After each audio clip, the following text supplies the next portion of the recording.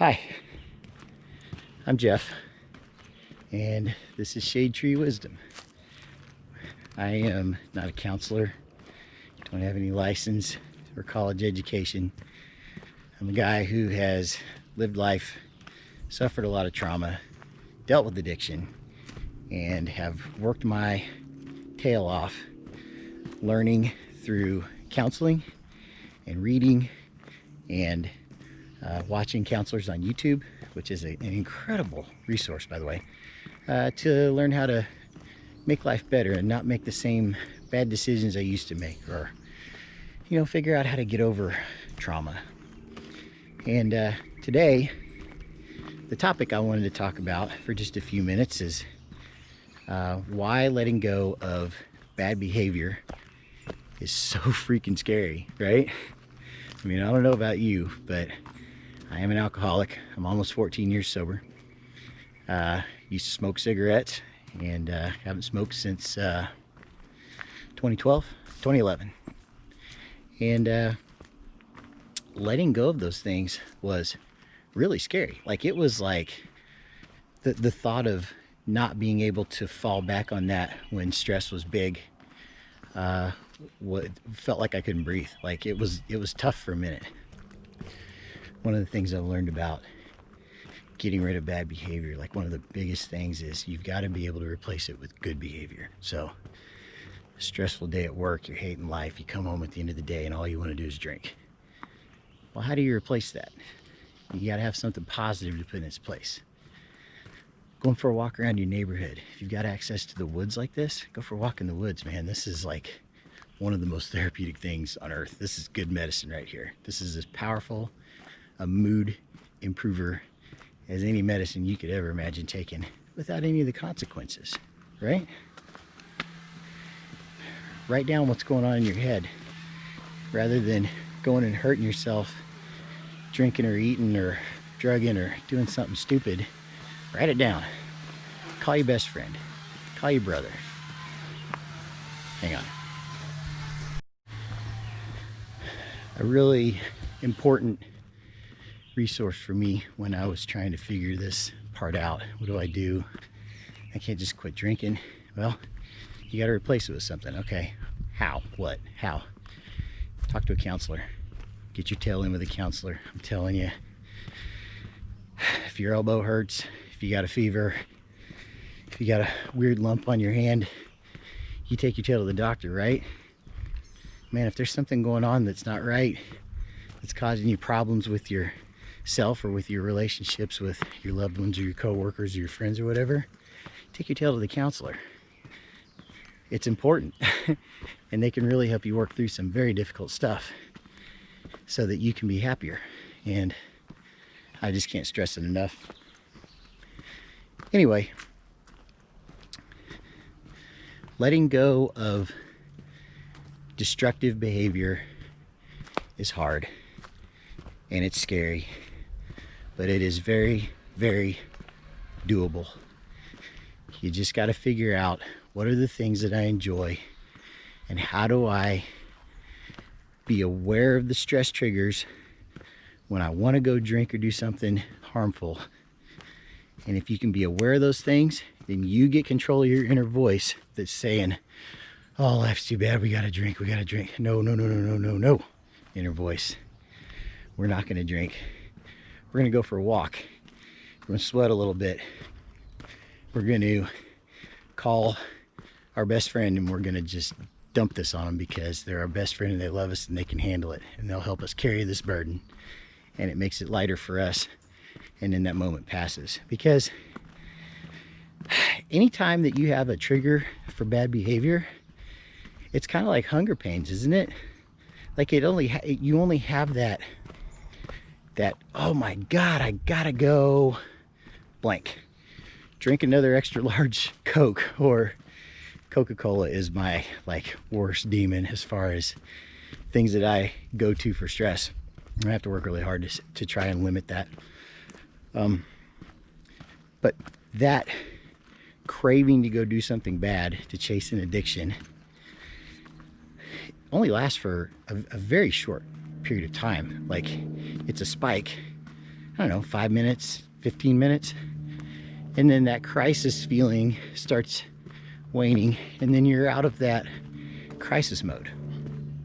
So when those triggers happen and you want to go do something bad, all you got to do is find something positive to do for about 5, maybe 15 minutes, and that craving is over and you've chilled out because you're doing something positive that you enjoy, right? Like me walking in the woods over here. I mean, this takes longer than 15 minutes, but it's because I like it. And you get past that spike and that stress trigger, doing something positive, and bam, you're okay again. After that happens enough times, you stop the inner voice from setting the schedule for something dangerous or unhealthy. No, no, no, we're not doing that. We're gonna do this instead. We're gonna go hang out with our kids, or we're gonna go see our grandma, or we're gonna go down to the garage and change the oil in the motorcycle, or I mean, you know, just something you enjoy, whatever. And then by doing that, you have beat that little monster that's trying to get you to do something bad. Look how cool this is. Isn't this pretty? All these hedge trees like draping over the trail right here, like makes it a tunnel kind of. So cool. Let's check our notes here, all of my talking points, and see if I covered everything I wanted to. Do you ever get overwhelmed when you think about bad habits you need to get rid of? Hell yes. It seems like such an impossible task. Why? Because these behaviors have been with you your entire life. Change is scary. Even if you're letting go of something unhealthy, it's familiar, you know? Like your favorite t-shirt that the collar starts finally wearing out and ripping, and you know you need to quit wearing it out in public. Makes you look like a hobo, but it's your favorite shirt, man. You got it at the Motley Crue concert 25 years ago. Got holes in it now, but that's a good shirt, right? It's hard to let go of old unhealthy behavior if you don't have a new healthy behavior to replace it. Okay, we talked about that. Talking with a professional counselor is a powerful way to replace old unhealthy habits with new healthy habits. Absolutely. Find a counselor. You don't got to go to a doctor that's going to charge you $200 an hour. Find you an MASW, Master's Social Worker, Family Counselor. You know, it's one-on-one office visits, and you can, you know, they really help you work stuff out. Let's see. Controlling the inner voice is key. When the bad behavior craving begins, you can talk to yourself and remind yourself you're not in that place anymore where, you know, when those bad habits started originally developing, whatever that stress was that drove you to try and soothe yourself with the bad behavior, drinking, drugs, promiscuity, overeating, whatever, you're not there anymore. You're older and you're wiser. You're more self-aware. You recognize these things coming. You're learning how to control that inner voice. Talk to it like it's another person. It's like the last episode I did, you know. You control that inner voice. It's life-changing, dude. I'm telling you. You can remind yourself that you're okay and give yourself suggestions of healthy things that you're going to do instead. This isn't a discussion with the toxic inner voice trying to drive you to do something bad. This is you telling your inner voice, this is what we're going to do to deal with this problem, because we're smarter and wiser than we used to be. I wrote down, you know, going for a walk, go fix yourself a glass of iced tea. There's a process to that. That ritual is pleasant and it leads up to something nice. It doesn't hurt you. God, I hope you don't drink sweet tea. Ugh. Just kidding. You know, even going and jumping in the shower, just go take a shower. You know, whatever you're doing, if you get into a bad place and you're wanting to do something bad, just distract yourself. Go do something. Taking a shower is a good 10-15 minute process at least. You know, by the time you get out of that, whatever that spike, that stress spike was, has receded, and you're going to be okay. Letting go of bad behavior involves controlling the inner voice so it keeps you from falling into rumination loops, which are what bring up the anxiety and bad feelings that drive bad behavior. So I talked a little bit about this on my last video about rumination. And rumination is when you dwell on things. So something bad happens at work. You get in an argument with a coworker, and you can't let it go. You just can't let it go. That it just plays over and over in your head, and it makes you madder and madder. And then it makes you feel like the whole world is garbage because this one incident happened today, even though the previous 12 hours were fine. But that one instance will just take you down, and you go into this shitty place, and all you want to do is go medicate or soothe doing something bad, right? Got to control that inner voice and stop those rumination loops. When that shit starts playing, you say, whoa, whoa, whoa, no, we're not doing this. We're going to think of something positive or constructive right now, or we're going to focus on what's the schedule the rest of the day? What do I got to do for the kids tonight? You know, keep yourself in a healthier place. And you control that inner voice and stop that rumination stuff from starting. Dude, life-changing. I can't even stress it enough. You talk to that inner voice like it's another person, and like you wouldn't let another person talk to you. You know what I mean? So bad behavior you used that you developed to cope with difficulty as a young person. For example, picking up smoking. I started smoking when I was 13. These were really kind of the only distraction or coping mechanisms that you could really come up with as an unenlightened kid to deal with big stress. Anything to distract you from whatever the painful thing was. And medicating, be it cigarettes or drugs or alcohol or self-harm, you know, that's why people cut. That's why people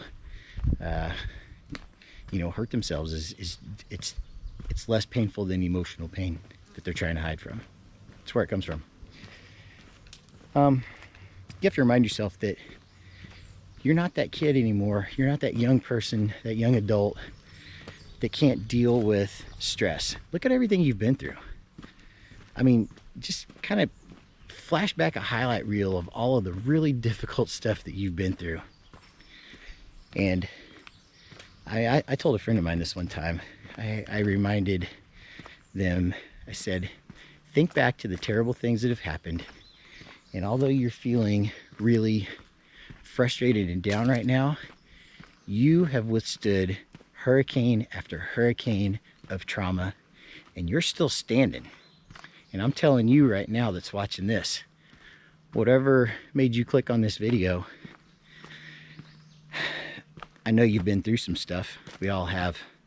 Nobody's story is better or worse than anybody else's. We've all just got a lot of things that we've got to deal with. All those things, no matter how hard they were, no matter how down in the dumps you got, you're still here.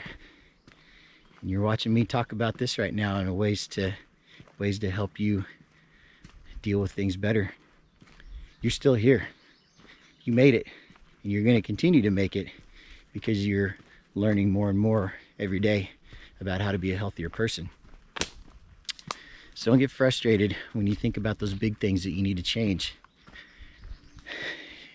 Everybody has big things they need to change. You just got to control that inner voice.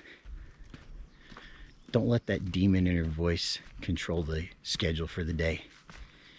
You tell that demon voice to go take a hike. You're taking care of the schedule today. You know what I mean? You take control over that inner voice, and all of a sudden you have power over what you're thinking about all day. Not that demon in the back corner of your mind that's been controlling it for all this time, making you feel like crap. You can do that. You have that power. I'm figuring it out. I'm 47. I'm just figuring a lot of this stuff out, but it is mind-blowing how changing the way you control the inner voice makes so much difference.